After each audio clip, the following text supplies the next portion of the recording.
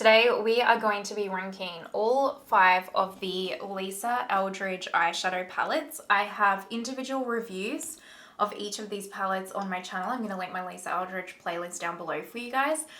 But I asked in one of my videos if you guys wanted to see a ranking, and it was an absolute yes. So we're going to be ranking these, and then you also said that you definitely wanted to see me create like my own perfect Lisa palette out of all of her shades. So I'm going to create my own palette out of all of these, and then we're going to do a look with that palette. So there'll be timestamps and everything if you're only interested in certain parts. Ranking will be first, creating my palette next, and then look last if you're interested. So let's go ahead and get into the video. Before we do, let's do the YouTubey things. Go ahead and give this video a thumbs up, subscribe, hit that notification bell, and let's get into it. So these are all 5 of the Lisa Eldridge eyeshadow palettes. Yep, I got all 5. I originally had 2. So I originally picked up Vega and Sorcery, fell head over heels in love and picked up the rest of the 3. Let's open these palettes up. This first palette is the Warm palette, which is Cinnabar. Next up we have the Cool Tone palette, which is Vega. Then we have the Colourful one, Sorcery. Then we have the pink or the rose one, which is Muse. And then we have the purple one or the mauve one, which is Myth, and you kind of can't see it, so there we go. So these are all 5 eyeshadows, or eyeshadow palettes, I should say. I'm gonna go through and rank each one of these individual palettes. Overall, my feeling on the palettes, just as an overall kind of bundle, is that they are really beautiful. Really, really, really stunning. And thank God too, because they're expensive little eyeshadow palettes. So each one of these palettes is £49, which is about 90, let's say, Australian dollars. The standout by far for me with the Lisa Eldridge eyeshadow palettes is her Seamless Matte and her Velvet formula. So let's take Cinnabar for example. Both of these shades right here are the Seamless Matte formula, and this one is the Velvet. I feel like all of these shades are almost, not quite, but almost like Natasha Denona cream to powders, but way easier to blend and work with. I personally prefer the Seamless Matte formula over the Velvet formula. Even just for me, the Seamless Matte formula is hands down the best matte formula I've ever tried. I've never come across a shadow that blends itself like these Seamless Matte formulas do. The Velvets are beautiful as well, don't get me wrong, but I really have a special place in my heart for the Seamless Matte formula. Then she has her metallic, or she kind of has like a metallic and then a satin metallic formula. And so for example, these 2 right here is in Sorcery is her metallic formula. The metallics are really quite pretty, and depending on the palette is going to depend on how pigmented and foiled I find the shadows to be. I find in Sorcery here, these are quite metallic and foiled, and then in Muse, for example, I find them to be quite toned down as a metallic formula. You can also use these metallics with your finger to get an intense pigment payoff, or you can use them with a brush to kind of dull that kind of pigment payoff down, which is really cool. It's really tailorable. She also has her luminous shades. This one right here is a luminous shade. This is actually a luminous kind of duochrome shade, this one. And the luminous shade is kind of like a glittery pigmented shadow. Kind of think like that party sparkle kind of shade, and it is absolutely beautiful. This one right here is like actually nearly maybe even my favorite shade in the entire collection. She also has a top coat formula, which is like this one right here, where the base of the eyeshadow itself has no pigment to it. So the actual eyeshadow, let's call it, is clear, but then it has a beautiful sparkle throughout it. Think like fairy dust, and depending on the shade is going to depend on what color the fairy dust, let's call it, is. I love a top coat shade personally. I find they really add something to my makeup collection. I get actually a lot of use out of the top coats, but it's going to depend on your preferences. She also has a luster formula, which I'll be really honest with you, I can't tell much of a difference, especially in Muse. I find these are quite all similar, and they're like, this is a luster and these are metallics. I just find them all to be kind of metallic, so I'm not quite sure what the difference is. I'd have to rewatch her video.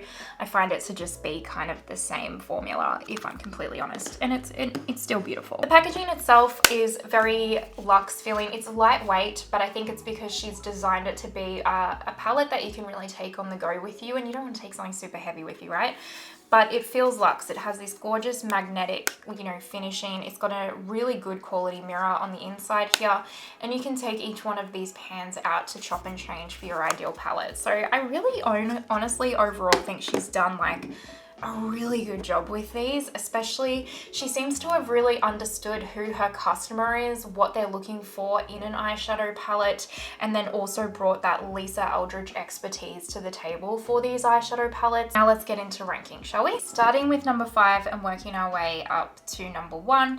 Just want to caveat this with that I actually really do like all of these. So just because this is number 5 or something's number 3, whatever, it doesn't actually mean that it's not, like, it doesn't mean that I don't like it. I actually really like these, but in order of preference, this is what I would put them.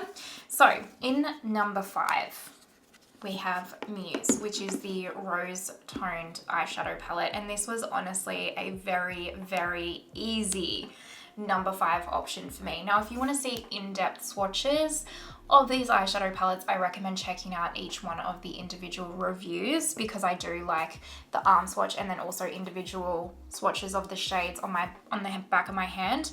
I'll put a photo obviously in here of this palette swatched out, but if you want to go in depth, then it's in the review videos. This little palette right here was definitely the least impressive to me out of all 5, and it's not even necessarily got anything to do with the color story. I actually think the color story is quite pretty, and it's a color story that I generally tend to skew towards on the everyday.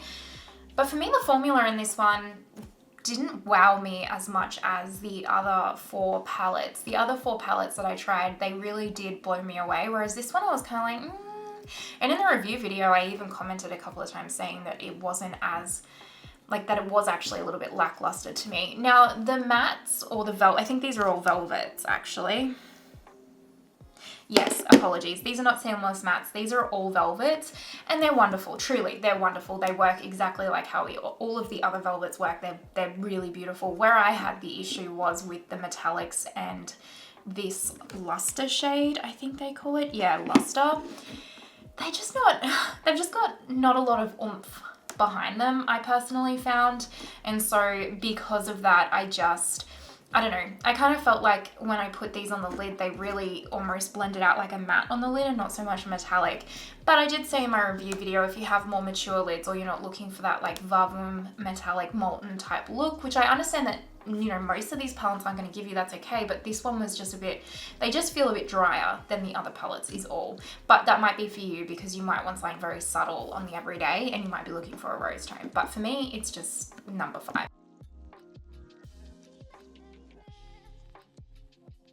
Number 4, I feel like if you know me, you know exactly which one this is.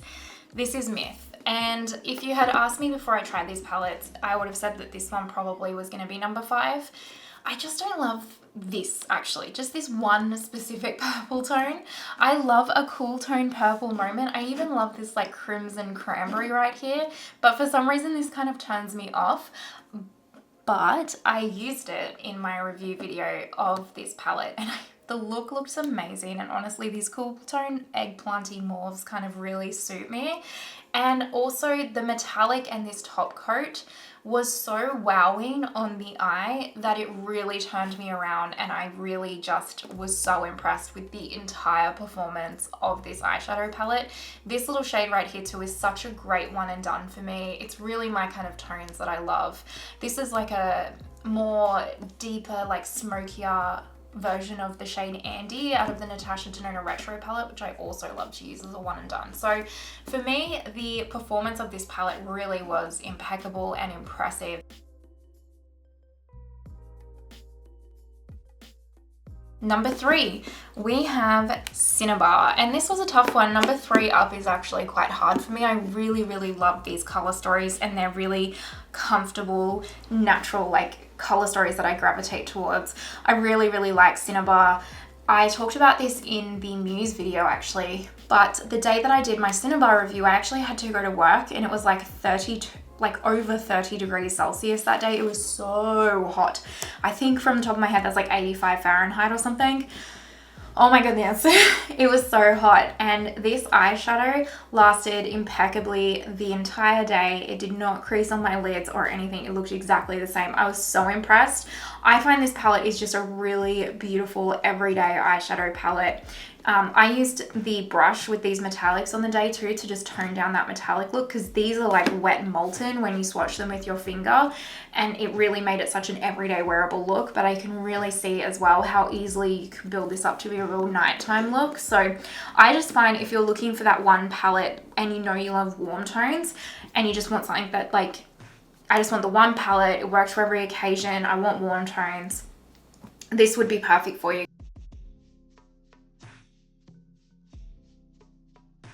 Number two. Number two is actually probably my favorite color story, but overall would have to rank second. So this is Sorcery. I love this. I love this color story, and I feel like so does everyone, because this one is completely sold out. This is something special, and I think it's just because it does have those like jewel tones in it. It makes it so attractive. But like this little duochrome shade here is gorgeous. There's silver, like the green, the blue, the gold, everything about it. And the fact that this looks like a black but is actually a deep green and goes on a deep green on the eyes is really something special, and I love it. The metallics are so high performing and impeccable on the lids as well. Molten, just absolutely beautiful high quality metallics. And the only reason this is ranking number two instead of number one is just because this isn't a color story that I would necessarily gravitate towards on the every single day. However, I could, because I do find these two shades here quite everyday friendly, but the number one palette is definitely the one that I would just like quickly grab to kind of throw on for work as well and all that kind of stuff. So that means we all know what number one is going to be, all right? Number one is obviously Vega. I love Vega so much. I am such a cool toned eyeshadow lover. I really am. So this was always going to be the eyeshadow palette that I gravitated towards the most out of all of them, and it has not disappointed. The mattes and the velvets in here are so beautiful and impeccable and create either a really easy kind of one and done look, or a smoky eye, or a deep sultry eye, and then you have these beautiful cool toned champagne-y colors that just look absolutely stunning on the eye. You can make this look really everyday friendly, or you can really glam it up. Again, the quality is impeccable. I love it. But I will say overall with these, I feel like the ranking for me is more so based on preference and color story preference than quality, because they are all a lovely, exceptional quality. You know what I mean? That is all of the palettes ranked. I am going to assume that probably went how you thought it was gonna go, to be honest, but let me know your thoughts down below. Now what I wanna do is create my own ideal Lisa palette, and then we will create a look with it. So let's get to creating my dream Lisa palette. I'm going to probably speed this through and you guys can watch me kind of piece it together, and then I'll talk about it. I'm just gonna pop away Muse because I'm not going to take a shade out of that, and I don't even know if I'm going to take a shade out of Myth.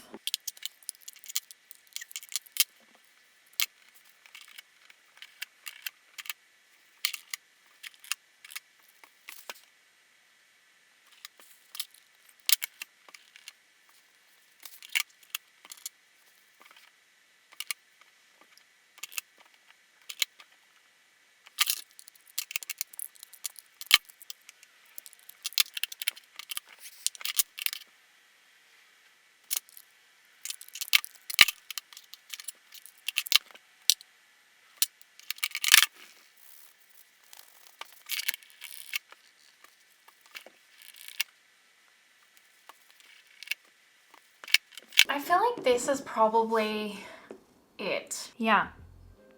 Because most of the time I'm just going to throw something through the crease, something to deepen it up, and then I'll just put one of these like amazing metallics on.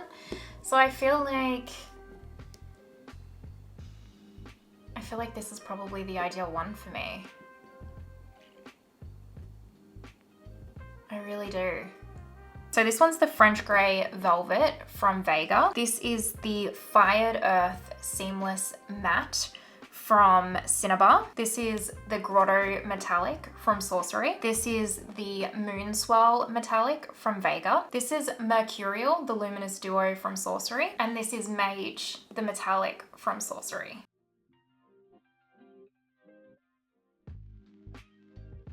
So this would be my ideal palette, for sure. All right, let's create a look with this, shall we? We are now gonna create a look with this little palette. So this is what it looks like up close. So there's 1, 2, 3 shades from Sorcery, 2 shades from Vega, and 1 shade from Cinnabar, if you are trying to keep count there. I've primed my lids already with my Rare Beauty eye primer. We're just good to go. We're good to roll. The first brush I'm gonna take is this Refa 33, which is the best one and done shadow brush of all time. And I'm gonna dip into this shadow from Vega. And I'm just going to press this all on the lids, through the crease.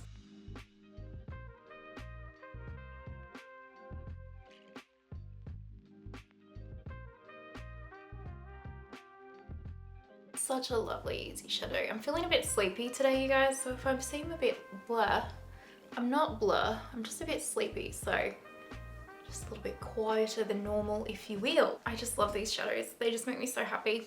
Okay, we're gonna go into this one now. This is an R103 from What's Up, and this is the shade from Cinnabar. I don't know the name. Scorched Earth or Fired Earth, I think. I'll just tap this into the outer corner.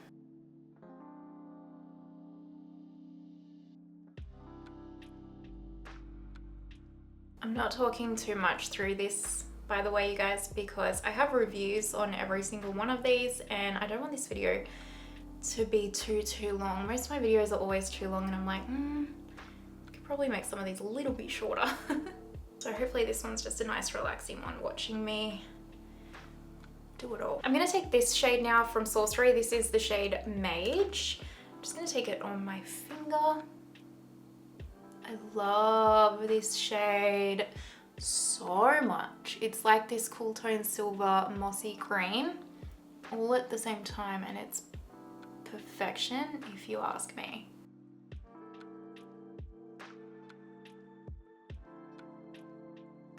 So beautiful, honestly, so beautiful. Just going back into that Fired Earth.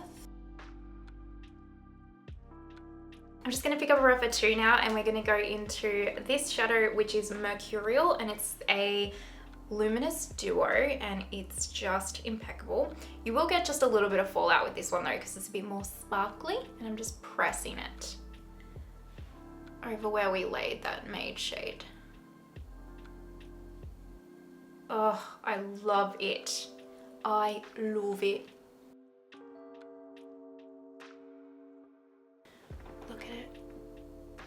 One of those shadows too that when you're in like that low lighting, it will just look impeccable. But as I mentioned, you will get a little bit of fallout. So we're gonna leave the eyes here for now. I'm gonna do just a mix of a talk through / speed through of my base makeup. It's not gonna be like chatty or anything. And then we will like finish the lower lash line and all that kind of stuff and wrap this video up. Primer I'm taking today is the Rose Ink, what's it called? Skin Enhanced Luminous Serum. This is in the shade 040. Yeah, 040. Just taking this on a Fenty. I picked my pimple. Rookie error, hey? Rookie error. Did I say that this was a Fenty foundation brush? My skin is looking a little bit haggard today, so hopefully it'll come together. I'm also going to take some of the Danessa Myricks Yummy Blurring Balm. I'm going to press this through the T-zone. Bobbi Brown Color Corrector in the shade Light Bisque. The Pure 4-in-1 Love Your Selfie foundation in the shade LN6. I'm just going to take this on a sponge because honestly I just want some coverage.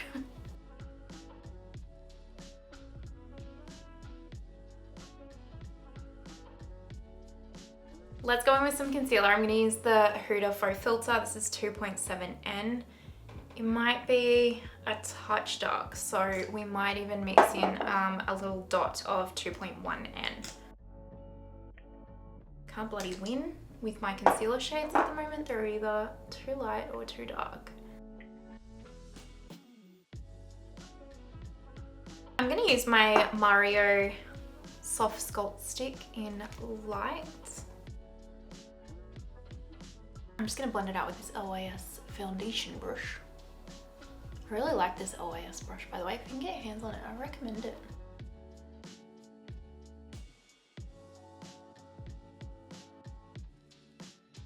Under eye powder, I'm going in with my Laura Mercier Secret Brightening powder, I think it is called. It's the best under eye powder, especially for summertime in Australia. For the rest of my face, I'm just going to take the good old-fashioned Laura Mercier translucent setting pan. God, I have gone to say things in such weird ways lately. I'm just tapping some of the powder out if you're wondering what that noise is, because it's nearly empty. I want to try the blurring talc-free one actually. Maybe I'll see if I can grab my hands on that. I'm just gonna go off camera and quickly do my brows, and then we'll come back and finish up the rest of it. All right, brows are on. I've actually gotten back into shaping them a little bit more with a brow pencil, so I go through phases, you know. I'm gonna dip into the Guerlain Terracotta bronzer today in the shade 1. This is a BK A507 brush.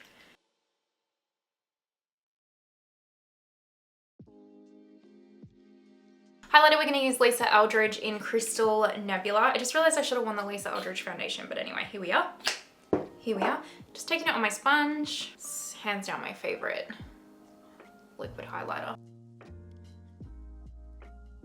Ooh, fire. For blush, I'm going to wear Pat McGrath Labs Paradise Glow. I just think this will be perfect. Let's finish up this lower lash line now. I'm gonna go into, is it French Grey or Press Grey or something like that? The name of it. 772 Delium Tools brush. This is the kind of look I would wear to work, by the way. I mean, I would wear this to dinner as well, but like, it's definitely an everyday kind of work look for me. Just a touch of the dark brown on the same brush. I wouldn't really use any of these for the inner corner, so I'm actually just going to take Opal from Makeup by Mario. I just quickly went off camera and I put the black Charlotte Tilbury liner, I tightlined with it, and then I put the LH Cosmetics Greige core liner in the bottom waterline, and then I put my Tower 28 mascara on. Now we're going to do lips, and I'm just going to use my Natasha Denona My Dream lip combo because I just think it'll look absolutely perfect with this look.